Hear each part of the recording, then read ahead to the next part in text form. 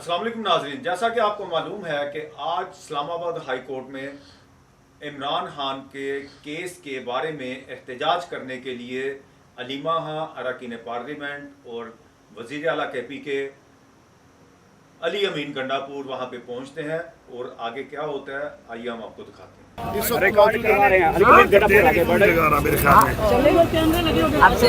जज साहब को मिल लेते हैं, 2-3 बंदों की रात मांग लेते हैं, अंदर जाके उनको मिलते हैं।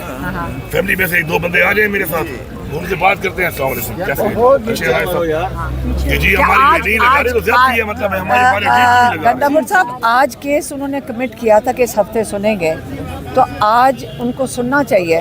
और हमने तो यही कहा था कि जैसे हम सारे खड़े हैं कि हम जजेस की सपोर्ट में खड़े हैं, क्योंकि ये मजबूर हैं 26वीं तरमीम के बाद। तो हम उनकी जब हम सारे खड़े हैं उनकी सपोर्ट में, तो जज साहब आज इमरान खान का केस सुन ले। पिछले 3 महीने से हम पीछे उनके रोज आके यहाँ खड़े होते हैं कि हमारा केस सुन। मैं बात करता हूँ। अच्छा, 2-3 बार जाके जज साहब को मिलते हैं। हम तो अपना ये हक मांग रहे हैं कि हमारी पेशी लगाई जाए। पेशी लगेगी तो फैसला होगा ना, झूठे केस है। लेकिन उन्होंने खुद कमिट किया 2-3 दफा, और उन्होंने खुद कहा था कि इस हफ्ते सुनेंगे। एक दफा तो उन्होंने कहा अमले से कोई गलती होगी, उन्होंने डाला नहीं तो, और जज साहब ने देखा नहीं। पिछली तारीख तो इस तरह गुजार गई, लेकिन अब आज सुन लें। मतलब क्या मजबूरी हो सकती है कि इमरान खान का बेल का केस नहीं सुन सकते? मजबूरी तो टेलीफोन आ जाती है ना, मीडिया की अदलिया आजाद ही नहीं है। टेलीफोनों के ऊपर तारीखें और फैसले अगर होंगे फिर तो ये होगा। ठीक है, मैं बात करके दोबारा इधर आ रहा हूं। अच्छा, गंडापुर साहब ये बताइएगा कि पीपल्स पार्टी KP के अंदर जो करप्शन है उसके खिलाफ एहतजाज कर रही है, और कल उसके ऊपर शेलिंग वगैरह भी की गई है। पहली बात तो ये है कि जो अपने आप कहते हैं ना जमहूरी, कल जो हरकत इन्होंने की है ना झंडे जलाने वाली, ये बहुत घटिया हरकत है। जमहूरी पार्टियों में कभी ऐसा नहीं होता।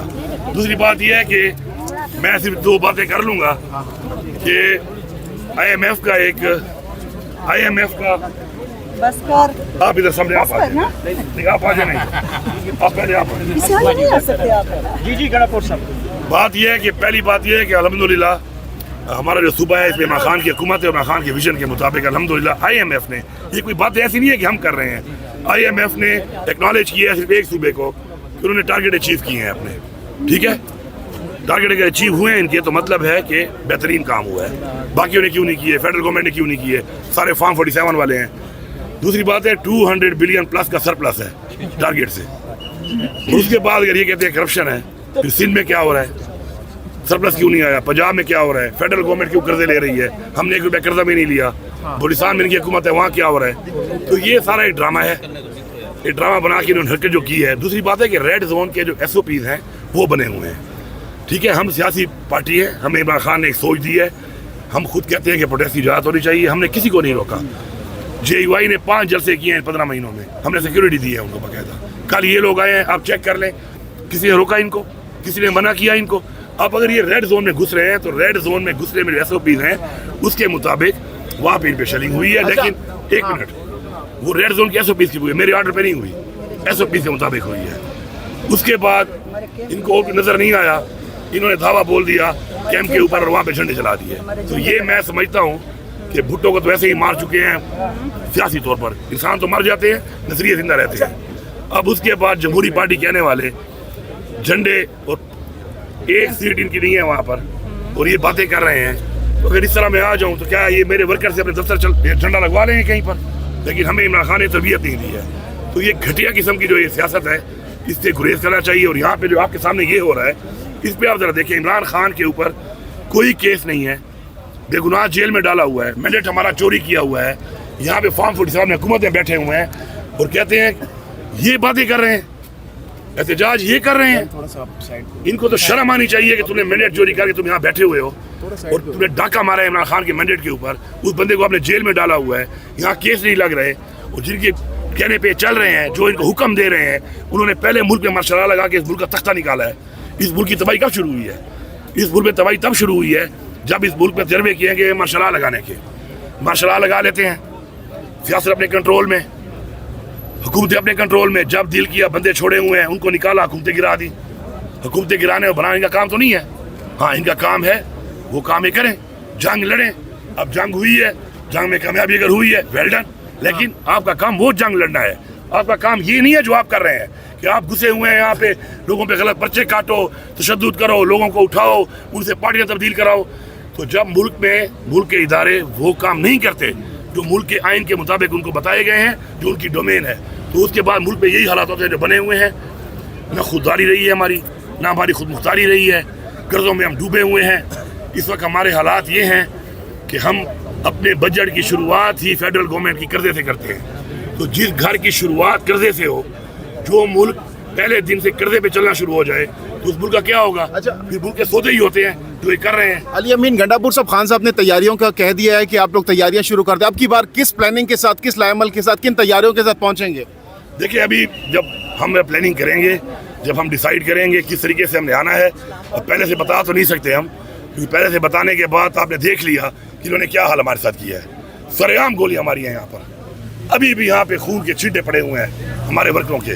کیا کسی ملک کے اندر کسی ملک کی فوج کو, کسی ملک کی حکومت کو, کسی ملک کی فورسز کو یہ اجازت ہے کہ اپنے سٹیزنز کو وہ فائر کرے, وہ گولیاں مارے, وہ شہید کرے؟ ہمارے ساتھ تو یہ بھی کر لیا انہوں نے. لیکن آپ عوام کی آواز کو وقتی طور پہ دبا سکتے ہیں. نظریے کبھی بھی مرتے نہیں ہیں. یہ لوگ جو اس وقت عمران خان کے ساتھ کھڑے ہیں, یہ عمران خان کے ساتھ پاکستان کے لیے کھڑے ہیں, اور عمران خان بھی جو کھڑا ہے, عمران خان پاکستان کے لیے ہماری نسلوں کی جنگ لڑ رہا ہے, اور اس جنگ میں یہ عوام ان کے ساتھ ہے. پورے پاکستان کی عوام نے 8 فروری کو ووٹ دے کے ثابت کیا ہے نا کہ کس کے ساتھ ہے. انہوں نے ووٹ چوری کر لیا. اب ایک تو بے شرمی ووٹ چوری کیا ہوا ہے, اوپر سے جن کا ووٹ چوری ہوا ہے ان کو مار کے تم ان کی آواز دبانا چاہتے ہو. ان کا جو لیڈر ہے اس کو ایک تو جیل میں رکھا ہوا ہے, پھر کیس کی پیشیاں نہیں لگ رہی ہیں, وعدہ کر کے کہ میں پیشی لگاؤں گا, پیشی نہیں ہو رہی, ٹرائل نہیں ہو رہا. ہماری ڈیمانڈ کیا ہے؟ ٹرائل کرو, اگر غلط کام کیا ہے تو ثابت کرو. تو بات یہ ہے کہ یہ نظام اس طرح نہیں چلنے والا. ٹھیک ہے, وقتی طور پہ آپ گولیاں مار کے, ظلم کر کے, تشدد کر کے, جیلوں میں ڈال کے, لوگوں کو ڈرا دھمکا کے, فیملیوں پہ ظلم کر کے آپ یہ کر لو گے, لیکن آخر میں جیت بحیثیت مسلمان ہمارا ایمان ہے, امر بالمعروف, کہ ہم نے حق اور سچ کے ساتھ کھڑا ہونا ہے. ہم کھڑے ہیں, اور ہمارا یہ بھی ایمان ہے کہ آخر میں جیت حق اور سچ کی ہوتی ہے, اور انشاءاللہ وہ ہوگی. بہتر ہے کہ ہار مان لیں, اپنی غلطی مان لیں, اپنی غلطی مان کے اس کو ٹھیک کر لیں, قوم سے معافی مانگ لیں اور اپنی غلطی کو مان کر ٹھیک کر لیں, بجائے مزید تشدد, مزید آگے بڑھ کر اس ملک کو بھی نقصان دے رہے ہیں, اپنے ادارے کی توقیر کو بھی نقصان دے رہے ہیں, اپنے ملک کی سالمیت کو بھی نقصان دے رہے ہیں, اور اپنے ملک سے ڈرامہ بنا کے پوری دنیا میں ایک تماشا بنا ہوا ہے کہ پاکستان کے اندر جمہوریت ہے ہی نہیں. پاکستان کے اندر ایک بدترین آمریت ہے, اور یہ کبھی آمریت ڈائریکٹ مارشل لا کی صورت میں ہوتی ہے, کبھی انڈائریکٹ مارشل لا ہوتا ہے. اب اس وقت انڈائریکٹ مارشل لا چل رہا ہے. اچھا گنڈا پور صاحب, یہ بتائیے گا کہ کہتی ہیں کہ 9 مئی کو جو نقصان ہوا ہے پی ٹی آئی نے جو کیا ہے اس سے کم نقصان جو ہے وہ مودی کے حملے نے کیا ہے, اس پر آپ کیا کہیں گے؟ دیکھیے, ان کا کام ہے کاروبار کرنا, پیسے لوٹنا. میں آپ کو لکھ کے لیتا ہوں کہ انڈیا میں بھی ان کا کاروبار ہے.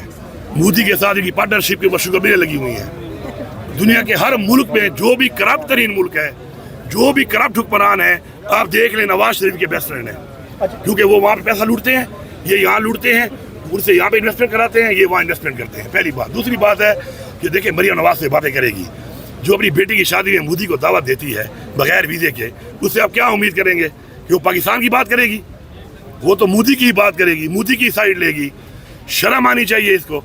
اب یہ عورت ہے, پھر میں بات کرتا ہوں تو آپ کہتے ہیں عورت کارڈ. دیکھیں, ایک عورت کی بات نہیں ہو رہی, ایک صوبے کی وہ وزیر اعلیٰ ہے,